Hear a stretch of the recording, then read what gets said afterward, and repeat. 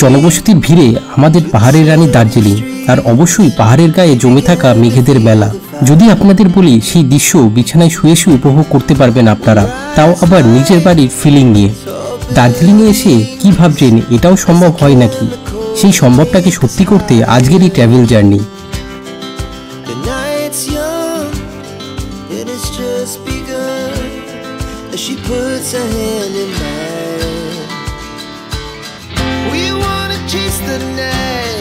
দার্জিলিংয়ের ভিড় এড়িয়ে গ্রাম্য অথচ ম্যালের পাশে কিছু কাছের মানুষের মতো আপ্যায়ন করতে তৈরি অ্যাট হোম ইন দার্জিলিংয়ের বন্দনাদি ও শৈলেন্দ্র ভাইয়া।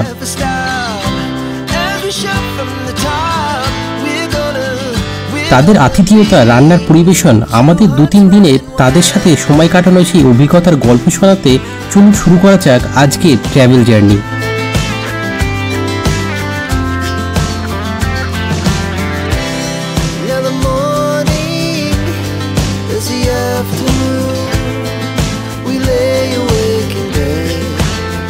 গত পর্বে শেষ থেকে শুরু আজকের এই এপিসোড।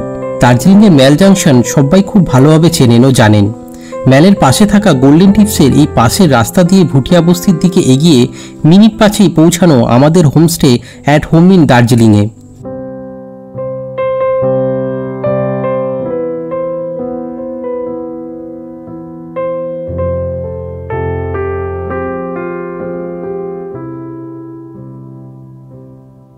প্রথম 2-1 দিনের মেঘে ঢাকা সামনের ছবি হয়তো আপনাদের অপছন্দ হতে পারে,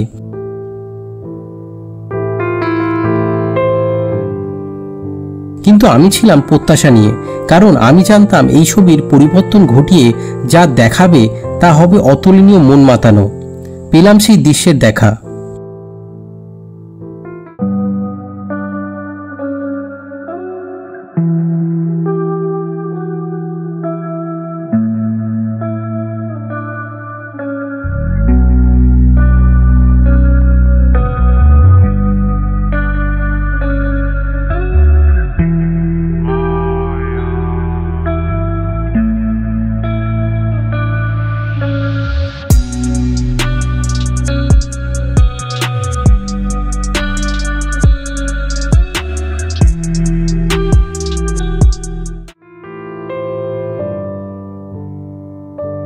হোমস্টের কিচেন সাথে ডাইনিং রুম। বন্দনাদি এবং শৈলেন্দ্র ভাইয়া হোমস্টের কর্ণধার, নিজেরাই রান্নার কাজকর্ম করে থাকেন আর নিজের হাতেই পরিবেশন করেন। আমাদের খাওয়া দাওয়ার আগের এবং পরের বেশিরভাগ সময়টাই এখানে বসে কাটতো এই সামনের ভিউ দেখতে দেখতে।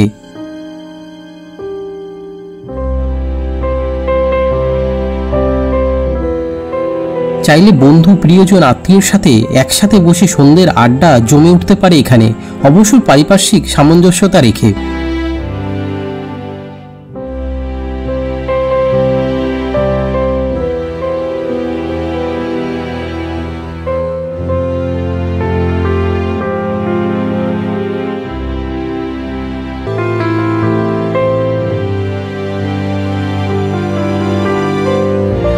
অ্যাট হোম ইন দার্জিলিংয়ের থেকে ভিউটা ছিল যতটা চোখ জোড়ানো, ঠিক তেমনটাই পরিপাটি করে রাখা ছিল অন্দরমহলটাও।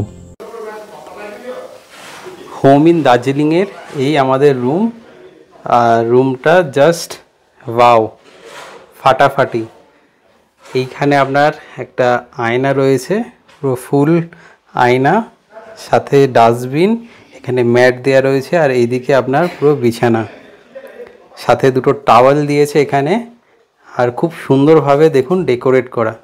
এখানে একটা ওয়ার্ডরোব রয়েছে, খাওয়ার জল দিয়েছে, এইখানে একটা বসার জায়গা রয়েছে যেখান থেকে বসে এই পুরো ভ্যালির একটা ভিউ পাবেন, আর এখান থেকে আপনার সানরাইজও দেখা যাবে। তো ঘরে বসে বসে সানরাইজ।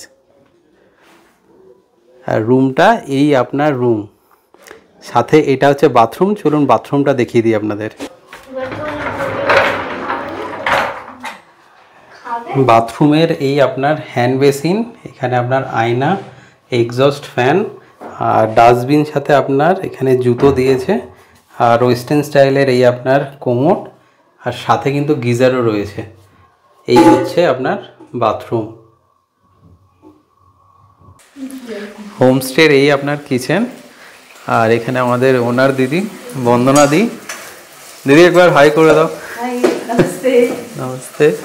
এখানে রান্না হচ্ছে আর আমাদের আজকের দুপুরের খাবারে এই চলে এসেছে। কি কি খাবার আছে একবার দেখিয়ে দিই আপনাদের। ভাত রয়েছে আজকে, সাথে সর্ষের শাক, এখানে ডিমের কারি,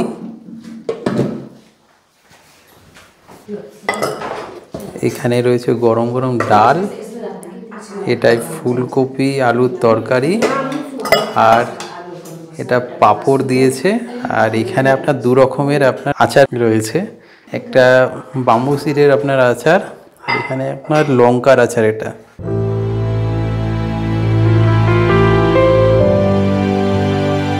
খাওয়া দাওয়ার স্বাদ ছিল সত্যিই দারুণ।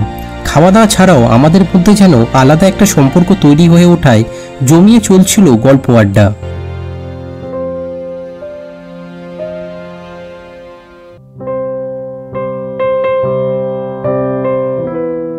কথোপকথনের মাঝে জানতে পেরেছিলাম বন্দনাদি নতুন রান্না করছে, কিন্তু আমার খাবারের স্বাদের অনুভূতিতে কোথাও কখনো তা মনে হয়নি। প্রতিটা সময় গরমাগরম খাবারের সাথে পদের বিভিন্নতা ছিল চোখে পড়ার মতো। ঘরোয়া রান্নার পদের সাথে সাথে পেয়েছিলাম বাঙালিয়ানা ছোঁয়ায় আলু দিয়ে মুরগির ঝোল, তাও আবার রবিবারে দার্জিলিংয়ে বসে।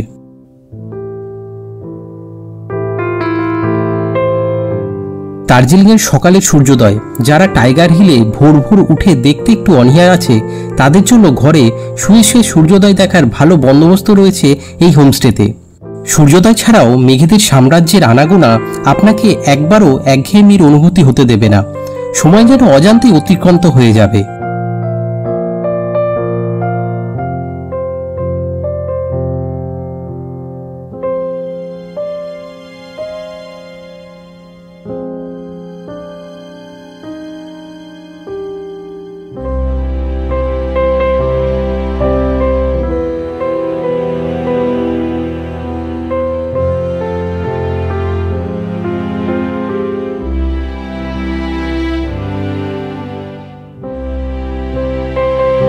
আজ সকালে জলখাবারে বন্দনাদি গরমাগরম পুরি ভাজছে। চোখের সামনে এমন পুরি দেখে যে কারোর জিভে জল আসতেই বাধ্য।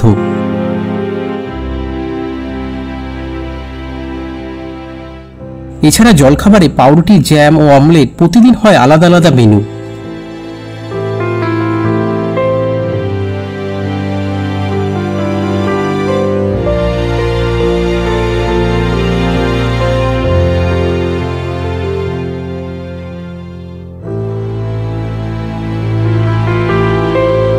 গরমাগরম আলুর তরকারি, পুরি, ডিম সিদ্ধ, টক দই সাথে সকালে ভুরিভোজ করে বেরিয়ে পড়লাম। হোমস্টে থেকে হাঁটা পথে 5 থেকে 7 মিনিটে চলে আসলাম মহাকাল মন্দিরে।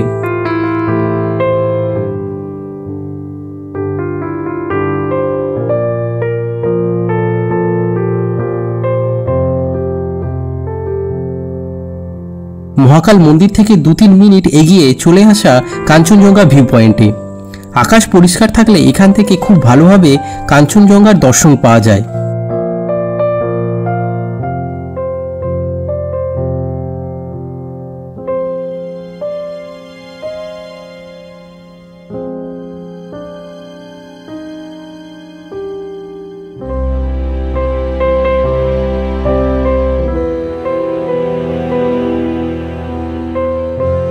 হোমস্টে থেকে মিনিট 5-এর দূরত্বে ম্যাল জাংশন থাকায় বৈকালের শেষে সন্ধ্যার সময় কাটাতে প্রায় প্রতিদিনই চলে আসতাম।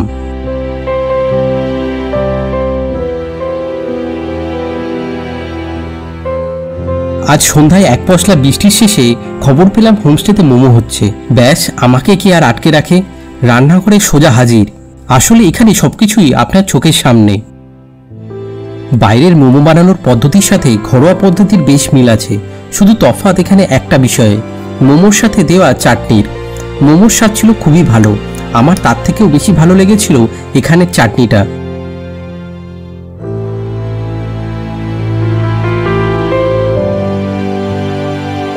যদি এখানে এসে মোমো খাওয়ার সুযোগ পান, চাটনি কেমন লেগেছে তা জানাতে ভুলবেন না। না ভোলার মতো আরেকটা জিনিস ছিল, জিনিস না, এই হোমস্টের সদস্য, নাম ডোডো। ডোডো, হাই ডোডো। বন্দনাদি ও শৈলেন্দ্র ভাইয়া ওনাদের ব্যবহার আতিথেয়তা সত্যি আমাদের মুগ্ধ করেছিল। মনে হয়েছিল সবসময় যেন আমরা দার্জিলিংয়ে নিজের কারোর বাড়িতে ঘুরতে এসেছি।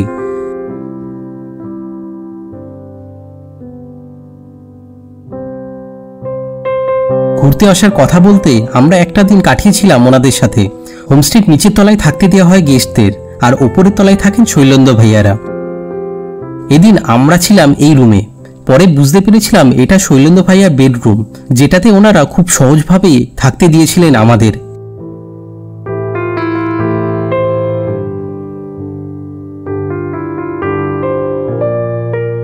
উপরকার শৌখিনতা দেখে আমি তো হতবাক। রান্নাঘরে শৈলেন্দ্র ভাইয়ার মা আমাদের জন্য রাতের খাবার বানাচ্ছেন। ঘরের প্রতিটি কোণ যেন যত্ন সহকারে সাজানো।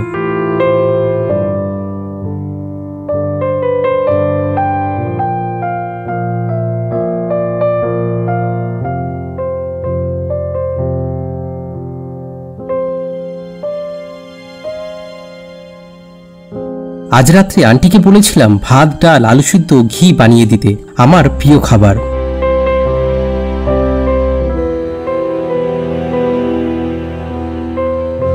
অ্যাট হোম ইন দার্জিলিংয়ে কাটানো প্রতিটি মুহূর্ত যেন ছিল ঘরোয়া, আপন মানুষের কাছ থেকে পাওয়া উষ্ণ ভালোবাসার মতো। দার্জিলিং আসলে একবার হলেও থাকুন অ্যাট হোম ইন দার্জিলিংয়ে। ফেরার সময় আপনি যে একটা ভালো স্মৃতি নিয়ে যাবেন তা বলতে পারি।